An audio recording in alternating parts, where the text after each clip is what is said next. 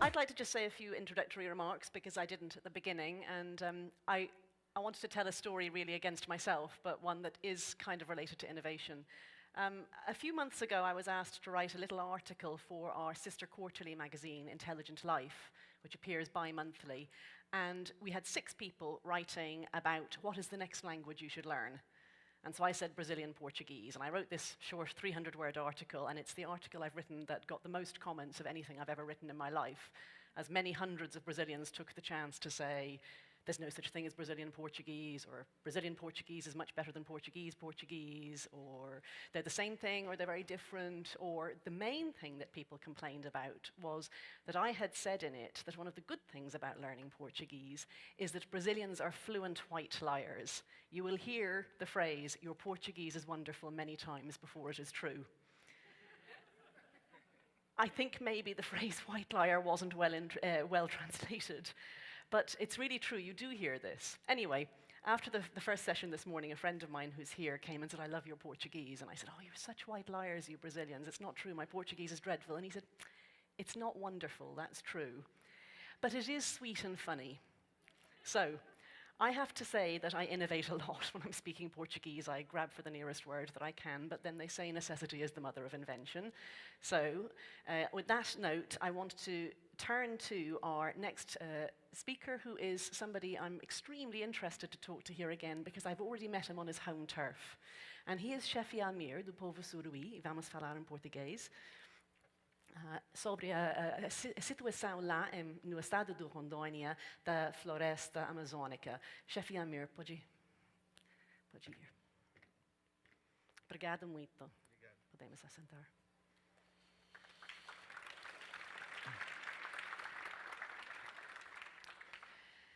Bom, Chefe Almir, podemos começar com poucas palavras sobre a situação do povo Suruí em Rondônia e das terras indígenas do povo e também os problemas que vocês enfrentam nos esforços para reflorestamento lá.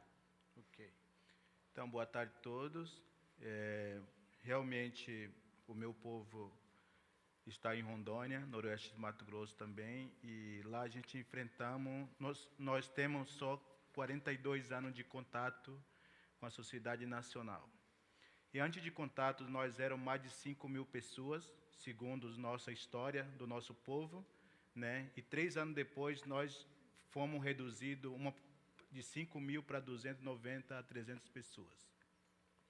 Isso significa que trouxe um grande impacto para nosso povo e, ao mesmo tempo, teve aquele época, a Amazônia estava num processo de ocupação, né, pela própria política do governo brasileiro, e assim trouxe grandes impactos de invasão, desmatamento, e até hoje está, né? Então isso trouxe para que o povo Suruí pensasse um pouco, né, desde sua história de impacto de doenças, que eu falei redução do povo, né, e também redução do território, como que uma área de 248.000 hectares, hoje demarcado e reconhecido pelo governo brasileiro, pode trazer uma reflexão e uma discussão mais ampla de trazer um modelo, ou então criar uma reflexão para que a gente pudesse discutir outro modelo de desenvolvimento na Amazônia. E quais são as etapas mais importantes para entender melhor a situação e também para melhorar? Ok. Bom, para fazer isso, o meu povo tem que fazer um diagnóstico. Isso transformou em levantou vários problemas que poderia estar enfrentando, né, ou não crescendo várias questões. Uma dessas os suruís podia perder sua cultura e, junto com acabar com sua cultura, pode estar acabando floresta, né? E então a gente criamos um plano estratégico para enfrentar esses problemas, né? E isso transformou um plano de 50 anos do nosso povo. né? E o plano de 50 anos do nosso povo traz uma grande visão de médio e longo prazo. Como é que nós temos que utilizar o nosso conhecimento, nosso território, e também como que a gente pode utilizar serviços da floresta. E como que isso pode fortalecer a economia da comunidade e também fortalecer a economia nacional, né, a partir de uma visão de economia mais verde. E hoje, como a gente utilizamos a base de todo, como as políticas públicas já existentes pelo governo brasileiro, na área ambiental, na área cultural, na área dos direitos humanos, e também específico o direito dos povos indígenas, né? Muitas vezes traz a gente uma grande discussão, né? Um diálogo, onde a gente precisa realmente mostrar para as próprias políticas públicas que é necessário construir um plano com o povo lá embaixo, né? E não a política deve atender necessidade do povo, não o povo atender necessidade da política. Então, isso hoje traz várias dificuldades também, né, que a gente precisa discutir, levar para que vários setores entendam, né, principalmente na área jurídica e da política, né. E hoje a gente está finalizando, né, na discussão como que realmente a floresta em pé pode contribuir no fortalecimento da economia nacional. Como pode contribuir para a economia local, para as pessoas não indígenas também? Com certeza, né? Porque hoje, primeiro, nós entendemos que o mundo, país, Brasil, né,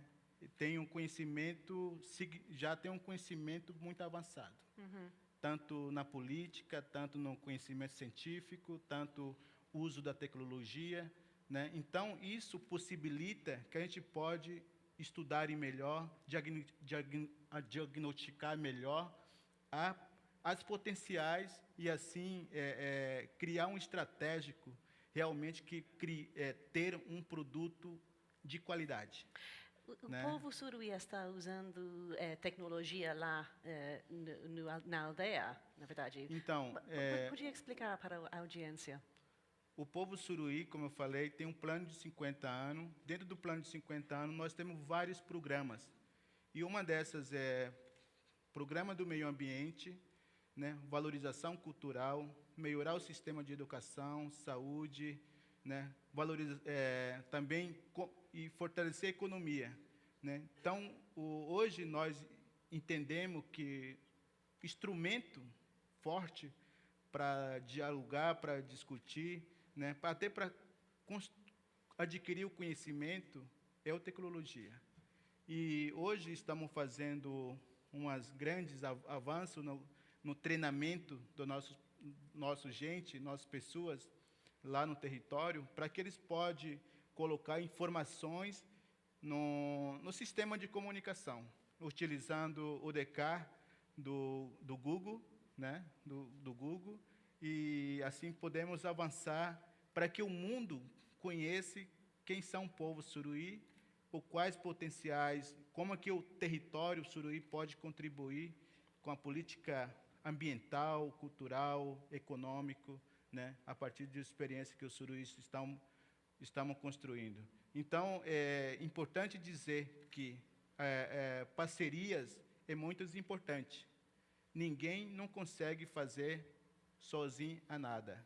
E, portanto, viu a necessidade de fazer parceria com várias ONGs, dialogamos sempre com o nosso governo brasileiro, nosso governo do Estado, nosso governo municipais, porque dentro do território suruí tem vários municípios, né? Então, dialogamos com eles como é que nós podemos, a partir dessa experiência, e também como é que o produto, o serviço que os suruís estão prestando pode gerar emprego e renda para não indígena também, a partir desses aí. Né? O povo está reflorestando lá.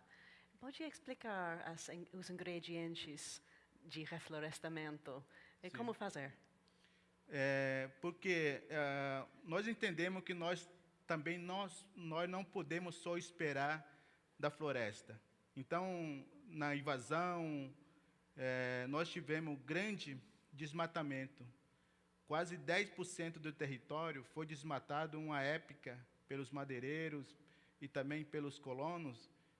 Antes de ser demarcado, os madeireiros ainda continuam os ameaçando. Então, nós falamos que nós precisamos reflorestar onde que foram desmatados, porque aí nós estamos entendendo que floresta nós ajudam e nós vamos ter que ajudar floresta não só manter verde, mas também produzir, né? Então, quer dizer, nós estamos plantando castanheira, pupunha. Pupunha é uma fruta, especialidade da Amazônia, tá, pessoal? Né? E também tem outros tipos de açaí, outros tipos de frutas que estão plantando para que o nosso floresta continue produzindo, e assim a gente pode garantir sustentabilidade do nosso povo, né? E se estiver sobrando, a gente pode até oferecer ao mercado externo para garantir o fortalecimento da economia do nosso povo. E quantas árvores foram plantadas? Nós estamos reflorestando desde 2005, né? E como nós fazemos artesanalmente, na mão, né? E hoje a gente conseguiu plantar 17 espécies, né? 140 mil mudas. Todo ano, a média, a gente planta 25 a 30 mil mudas. E você tem um método para fazer pesquisas sobre a sobrevivência dos árvores também? Com certeza, né? Então, como eu falei, né, nós temos parceria com vários ONGs, inclusive em nome do nosso parceria, eu quero cumprimentar o amigo Ângelo que está por aqui, não sei onde que ele está, que é um dos nossos parceiros, do Fundo Brasileiro para a Biodiversidade. Ele está ensinando, o Fumbio é um parceiro para elaborar mecanismo financeiro. Então, assim, mesmo jeito a gente buscar uma parceria de vários setores em cima da necessidade do plano de 50 anos Suruí. Se precisarmos fazer um levantamento biológico do território, então nós vamos buscar naquele área que são especializados para aquele área. Né? Então, o resultado daquele trabalho é do povo Suruí. Né? Então, como o Fumbio, por exemplo, está passando ensinamento como trabalhar com mecanismo financeiro, como trabalhar com administração financeira, né? Para que a gente pudesse avançar e ser, um dia, a gente vamos ser o autônomo dessa administração. Então, a mesma coisa a gente faz em várias áreas. Né? E temos parceria com a Associação Canindé em Porto Velho, Fumbio aqui no Rio de Janeiro, né? Equipe de Conservação da Amazônia em Brasília, né? E IDESAN em Manaus, Florestrend em São Francisco e Google em São Francisco, nos Estados Unidos, né? E Água Verde na Suíça. São esses parceiros que acreditam junto com a gente, acreditam com a gente que ainda é possível, né, criar um novo modelo de desenvolver nossa Amazônia e não o nosso planeta. Porque assim a gente podemos fazer um intercâmbio de conhecimento, de ideias, né, a partir desse diálogo que estamos fazendo. E assim eu quero também agradecer a vocês do Economist de aqui, para que eu pudesse trazer essa pequena experiência que meu povo está colocando aqui com vocês, a partir dos vários problemas enfrentados durante esses 42 anos de contato. Eu tenho mais perguntas, mas acho que é uma grande oportunidade por perguntas da audiência, porque é pessoa diferente. Algumas perguntas? Temos duas lá. Mas ninguém... Almir, meu amigo, muito obrigado. Sou eu, o Ângelo do Fumbio, que ele estava se referindo. Nós estamos num seminário de inovação. Eu acredito que os suruís fizeram várias inovações na questão da gestão ambiental, de como manter o território suruí, como manter a floresta em pé. Eu acho que você poderia dar como um grande exemplo para a plateia os projetos de redução de desmatamento, os projetos de REDD, e o mercado de carbono como uma opção de inovação para a floresta em pé. Você poderia falar um pouco sobre isso? Pergunta boa. Obrigada.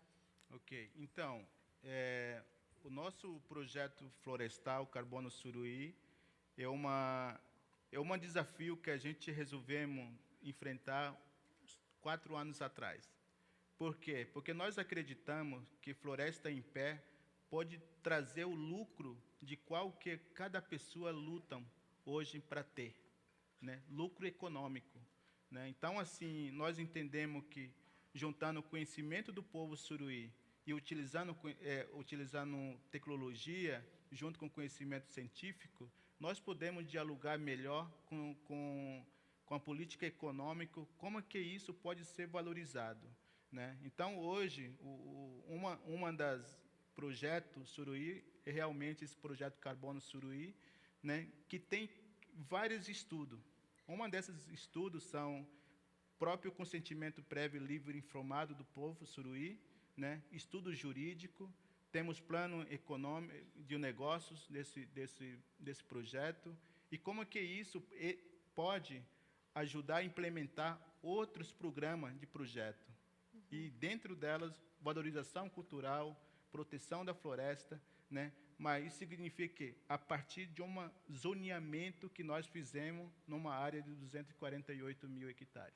E quais são as principais lições por outros povos e pelo povo brasileiro também? Bom, como as pessoas têm suas ideias diferentes, eu acho que ele pode ajudar a orientar várias questões, né? Por exemplo? Né? Por exemplo, ensinar ou não assim levar a experiência da metodologia que o povo suruí criou, né? Porque hoje aqui no Brasil, né, última vez eu tenho acompanhado na imprensa que esse projeto Carbono em Terras Indígenas trouxe uma discussão muito crítica, né? Mas também os suruís são contra esse tipo de processo. Mas a gente não pode deixar de que existem processos legais, né, que são construídos com normas, com respeito e visualizando a vida das pessoas, né? Mas, infelizmente, existem vários mecanismos de que alguém quer aproveitar do processo em qualquer momento, seja índio, seja não índio, né? Então, a gente precisa começar a respeitar uma visão do futuro para a nossa humanidade. Mais uma pergunta? Ok. Obrigado por estar aqui conosco. O senhor comentou que nesses 40 e poucos anos de contato que o povo suruí teve com a cultura brasileira, que teve vários desafios e eu gostaria que o senhor comentasse um pouco mais sobre esses desafios, como é que o seu povo enfrentou esses desafios e os superou e quais foram os aprendizados daquilo, tanto para vocês quanto para a cultura brasileira, para o governo brasileiro, enfim. Bom, desafio enfrentou a partir de que a gente começou valorizando próprio nossa cultura, porque o desenvolvimento da Amazônia, ou não, do meu estado, que é Rondônia, trouxe um desenvolvimento muito agressivo, né? Achava que não tinha gente lá, então vieram qualquer jeito, sem zoneamento, sem norma nenhuma para desmatar. Hoje, em Rondônia, por exemplo, onde tem floresta em pé, só nas terras indígenas, né? Se alguém quer visitar o Terra Indígena Suruí pelo Google Earth, vocês podem ver depois, né? Então, assim, aí eu acho que é importante a gente tentar, se a gente quer fazer mudança, utilizar normas legais. O Brasil hoje é um dos países que se o Dilma não vetar o Código Florestal, né? Então, assim, será o último, assim, um dos países mais política pública mais avançado que tem no Brasil, na área do meio ambiente e também nos direitos indígenas. Então, assim, utilizando essas leis já existentes, a gente conseguiu criar normas legais dentro do nosso território, como a gente precisa utilizar. Nós estamos falando que a floresta é intocável. Eu estou falando aqui que precisa criar um plano de responsabilidade de utilizar esse serviço que nós temos. Isso, aqui, os brasileiros que estão, é patrimônio do Brasil. Né? Então, se alguém não cuidar, se a gente não cuidar o nosso patrimônio, vocês sabem que o patrimônio abandonado não serve para nada. Então, é na hora de a gente abrir os nossos olhos e criar essa responsabilidade de a gente fazer melhor e, assim, refletir quais modelos que realmente a gente precisa, né, para desenvolver nosso país. Alguma pergunta deste lado da audiência? Não. Mais uma aqui? Sim, temos. Bom, o senhor já respondeu metade de uma pergunta que eu faria, que seria qual é a sua posição sobre o Código Florestal. Eu gostaria de te perguntar se seria exagero considerarmos que, com a aprovação do novo Código Florestal, o genocídio indígena vai aumentar, a violência no campo vai aumentar, e que, além da floresta, os povos da floresta também estarão em grande perigo, aliás, em maior perigo? Muito obrigada. Bom, eu acho que não é exagero, né? Eu não sei, por exemplo, estou falando de Rondônia, e aonde tem poucas florestas, mas, mesmo assim, existe 9 grupos indígenas sem contato naquele estado. Agora, eu não sei se iria estimar um povo já contactado, mas aquele povo sem contato, com certeza, está em risco da vida daquele povo, daquele pessoal. Né? Porque hoje, a maior parte, com certeza, está na mão de quem vai utilizar a floresta no jeito que eles querem. Né? E, assim, é risco, sim, para isso, mas isso basta que a gente precisa... o lei que a gente precisa aprovar em nosso país é necessário que tenha uma participação efetiva de vários setores. Né? Então, isso poderia demonstrar que a lei que são construídos são bem participativos e que está atendendo a necessidade do nosso povo. Eu não estou falando do nosso povo indígena, não, nosso povo brasileiro. Né? Brasileiro. E também mais uma pergunta lá. O chefe Mike. Estou abusando, mas só tive um interesse quando o senhor falou que a população suruí se reduz de 5.000 a 290 em 2 anos. Quanto é a população hoje? E se vocês conseguem que os jovens ficam no território lá, ou se os jovens estão indo às cidades, ou como é? Não? Sim, hoje a nossa população são 1.300 pessoas, 25 aldeias. Né? A nossa estratégia é manter o jovem na aldeia. Por isso que estamos lutando, através do plano de 50 anos, levar o serviço de qualidade para lá. Né? De educação, de saúde, cultura. Então, assim, dentro do plano de 50 anos, o povo suruí tem ainda, um dia, criará a Universidade do Povo Paité. E como fazer isso? É uma visão muito ampla, muito quase grandiosa, desculpa. Bom, eu acho que acredito muito no diálogo. Né? Espero que a gente estamos construindo um diálogo forte, né? Criando novas esperanças para o mundo e para o Brasil. Então, com isso, nós estamos buscando várias parcerias para que a gente possa fazer isso, para que esse modelo seja... Não é como modelo de implementar, desenvolver, mas que seja uma experiência que pode trazer uma grande reflexão para o Brasil, para o mundo, que é necessário que podemos fazer uma parceria de conhecimento tradicional, onde tem relação com o meio ambiente, relação tecnológico, científico e econômico. Então, é por isso que estamos trabalhando com o mecanismo do Fundo do Povo Paité, onde a gente podemos receber várias doações, onde estamos trabalhando também o lucro dos produtos que serão produzidos, que a gente vai colocar no mercado, porque pode vir atender e implementar o médio e longo prazo, uma visão de futuro para o nosso povo e como que isso também contribuirá na políticas públicas e desenvolvimento do nosso Estado e nosso Brasil. Quais são os mais perigosos inimigos da floresta e do povo? Bom, ainda estamos com grandes ameaças com desmatamento, né? Ainda, né? Mas eu espero que breve a gente crie essa consciência mais verde, né? A partir de uma política econômica mais verde, que isso reflete na vida das pessoas, né?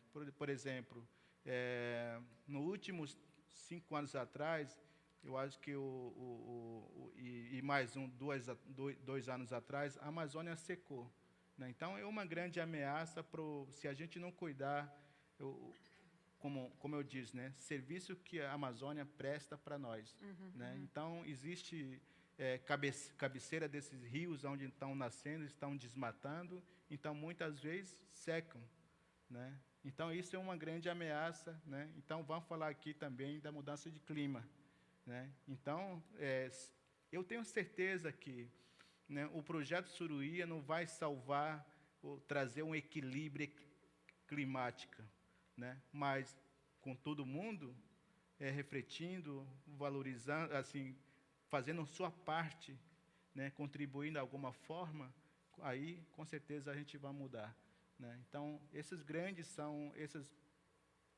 parece pequeno, mas é uma coisa que pode trazer uma grande ameaça para a floresta, né? Então, com isso, todo mundo pode estar com grande ameaça, inclusive o povo suruí, com desmatamento, porque também eu quero dizer assim, sem floresta, nós não teremos nossa vida, né? Porque lá está a nossa cultura, né? Lá está a nossa sabedoria, lá estará o que a gente pode contribuir com alguma forma com o nosso futuro, né? Aí eu estou falando de conjunto, né? Para que a gente possa viver melhor a nossa humanidade. Acho que temos tempo por mais uma pergunta pequena. Temos um? Acho que.